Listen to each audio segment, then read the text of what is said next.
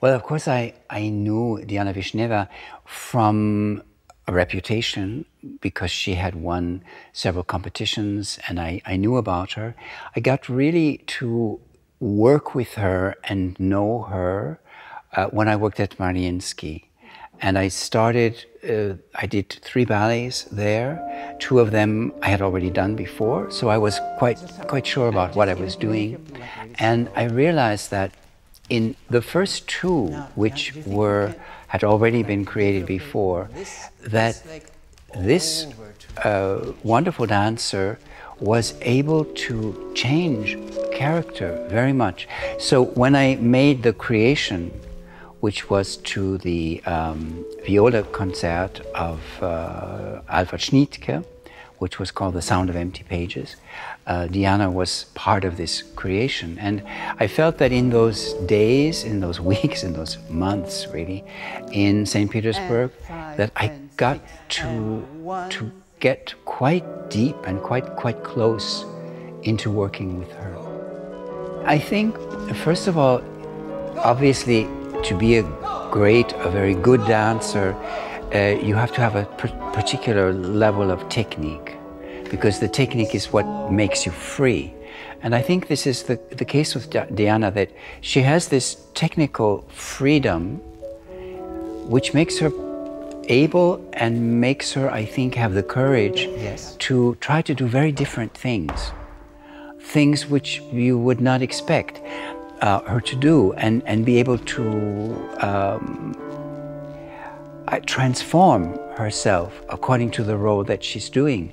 And I think this is a most important aspect, is that the dancer, I believe, the great dancer, doesn't give us a kind of personality show of this is me, this is how I am, and I will show how is Diana Vishneva being Juliet, how is Diana Vishneva dancing Martha Graham, but a complete absorbing into a new style, which is the really important thing, that I have the humility and I have the wish and ability to let myself become something else, to let loose of myself.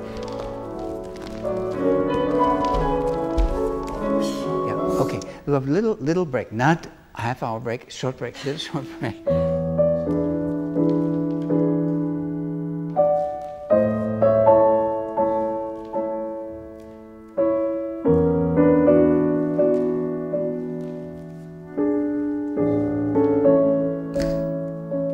The last important project was The Lady of the Camellias with American Ballet Theatre, where we worked through the role very intensely, and I was extremely impressed that she gave also a very different interpretation of the role, extremely, in a sense, kind of youthfully abandoned interpretation of the role, which was deeply moving for me. And of course, since we worked in St. Petersburg, I think there's always been the wish to do something new, to create something together. And I think that this is what the ballet really is. In this ballet, which is called Chopin Dialogue, it is dialogue between 2 persons, a man and a woman. The woman is Diana Vishneva, the man is Thiago Bordin. When we started, the first thing Diana said is, "What is the story?" I said, "I don't know. You are the story. We must make the story together," because I think in creation means to have something which never was there before. This can mean I do a lot of complicated steps, and they were never there before.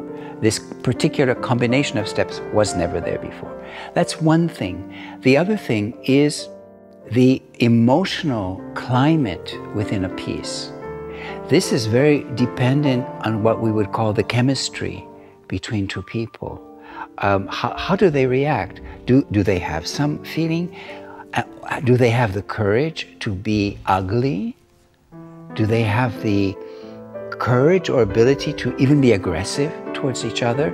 Because the more that I can see in the variations of color between the two people, the more inspired I can become, the more I can lead them, the more I can guide them, the more I'm inspired also to find a new direction, to find a new direction for this piece. What is this dialogue? I don't know. For me, to create, it is an adventure where you don't know the ending, you don't know the goal. The journey there is the most important. That's it. That's it. Okay, good. Thank you very much. Very good. They were very good.